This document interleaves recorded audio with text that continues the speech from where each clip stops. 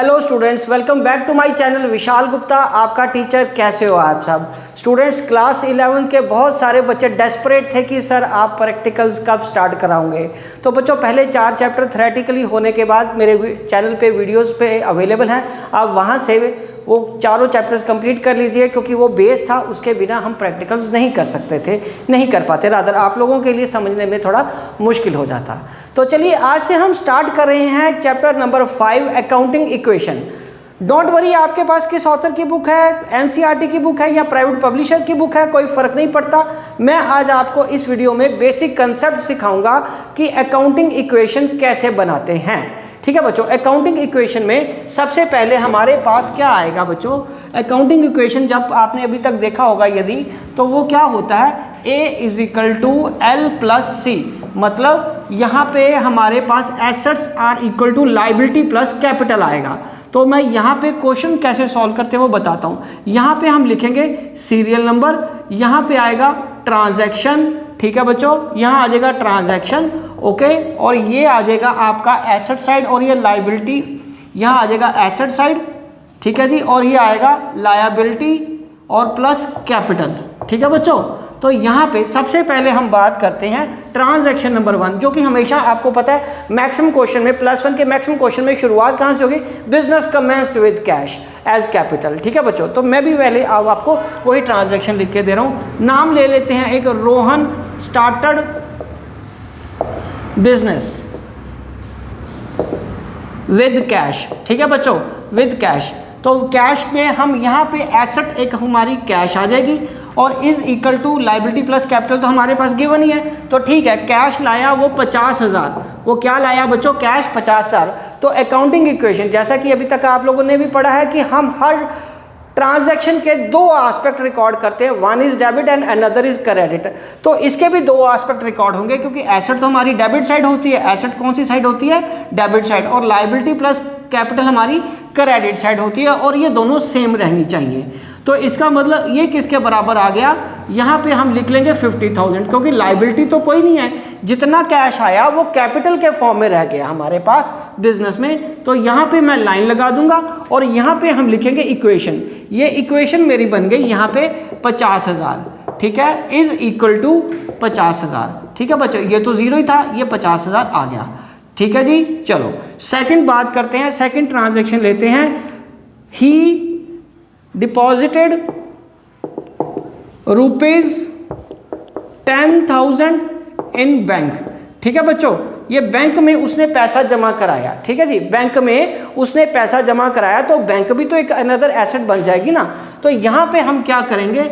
यहाँ पे मैं बैंक ऐड कर दूंगा, ठीक है बच्चों। यहाँ पे हम क्या कर देंगे? बैंक ऐड कर देंगे, और यहाँ पे कैश से 10,000 रुपया माइनस हो जाएगा, 10,000 रुपया माइनस हो जाएगा, और इधर बैंक में यहाँ पे 10,000 रुपया ऐड हो जाएगा, और उस दूसरी साइड में कोई भी चीज़ में कोई फ़र्क नहीं आएगा, और यहाँ पे कोई फ़र्क नहीं आएगा। तो यहाँ पे मैं लिख रहा हूँ न्यू इक्वेशन। क्या बनेगा अब? New equation.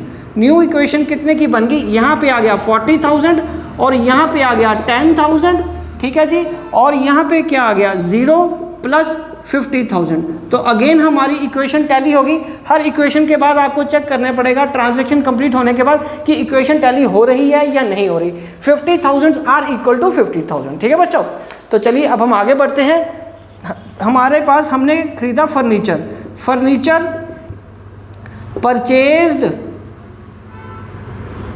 फॉर ₹5,000, ठीक है बच्चों। तो जब वो 5,000 का फर्नीचर लिख रहा है, खरीदा है, और उसने कुछ नहीं आगे बताया, तो अंडरस्टूड है उसने पेमेंट भी कर दी है, और पेमेंट वो कैश में करी है। ये अजम्पशन लेके हम चलेंगे जब तक कि वो हमें ये ना बताए कि वो क्रेडिट पे खरीदी है, ठीक है बच्चों। तो ये क्या हो गया? हमारा कैश पे परचेज आ गया, फर्नीचर मतलब एसेट। तो ये एक अनदर एसेट बन गई, ये हमारी फर्नीचर एक अनदर एसेट बन गई।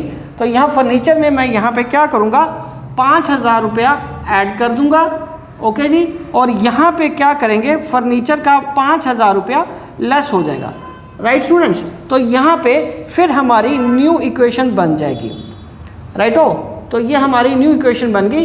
ये आ गया 35,000, ये क्या आ गया? 35,000, यहाँ आ गया 10,000, यहाँ आ गया 5,000, और ये किसके बराबर आ गया, अगेन लाइबिलिटी अभी तक हमारी 0 है और ये कितना बन गया हमारे पास 50,000 का।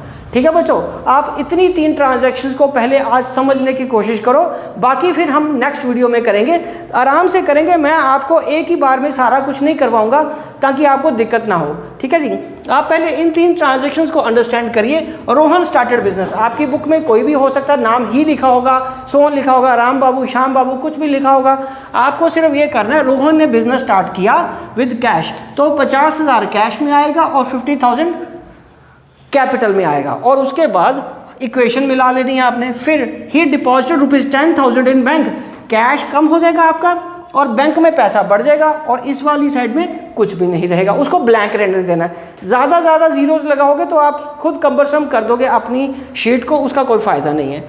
उसके बाद फिर न्यू इक्वेशन ये टैली हो जाएगी, और फिर फर्नीचर परचेज, मतलब फर्नीचर एक एसेट होता है, तो एसेट के लिए एक और अकाउंट बन जाएगा, यहाँ पे एक आइटम और आ जाएगी, ये 5,000 माइनस हो गया, 5,000 ऐड हो गया, तो ये हमारे पास न्यू इक्वेशन कितनी बन गई, 35,000 प्लस 10,000 प्लस 5,000, ये अगेन 50,000 आ गया, इज इक्वल टू 50,000 का साइन आ गया। ठीक है बच्चों, तो यहाँ पे मैं आपको एक और इन्फॉर्मेशन देना चाहता हूँ कि आपको स्केल का इस्तेमाल करना बहुत ज़रूरी है, क्योंकि जब तक आप स्केल से लाइंस नहीं लगाओगे आपका सवाल ठीक तरीके से नहीं हो पाएगा, आप ठीक तरीके से क्वेश्चन को अटेम्प्ट नहीं कर पाओगे, बड़ा ही हैपजर्ड सा काम हो जाएगा। तो इसको आपने स्केल के साथ अपने रजिस्टर पे नीट एंड क्लीन काम करना है, और लॉन्ग रजिस्टर रखिए, क्योंकि ये क्वेश्चन बड़े बड़े हैं। इस तरीके से नहीं रखना रजिस्टर, आपने इस तरीके से रजिस्टर रख के बड़े प्यार से और मज़े से ये क्वेश्चन करने वाले हैं। घबराने की बिल्कुल ज़रूरत नहीं है, डरने की कोई ज़रूरत नहीं है। अकाउंट्स बहुत इंटरेस्टिंग सब्जेक्ट है, बहुत इंटरेस्टिंग फील्ड है, और बहुत मज़ा आता है अकाउंट्स करने में। आप हमेशा मेरे साथ कभी भी कोई भी वीडियो देख सकते हैं, और मेरे को आपकी जितनी भी क्वेरीज है आप उसका मेरे को कमेंट बॉक्स में ज़रूर डालिए, मैं उसका सूटेबल रिप्लाई ज़रूर दूंगा। Wishing you good luck.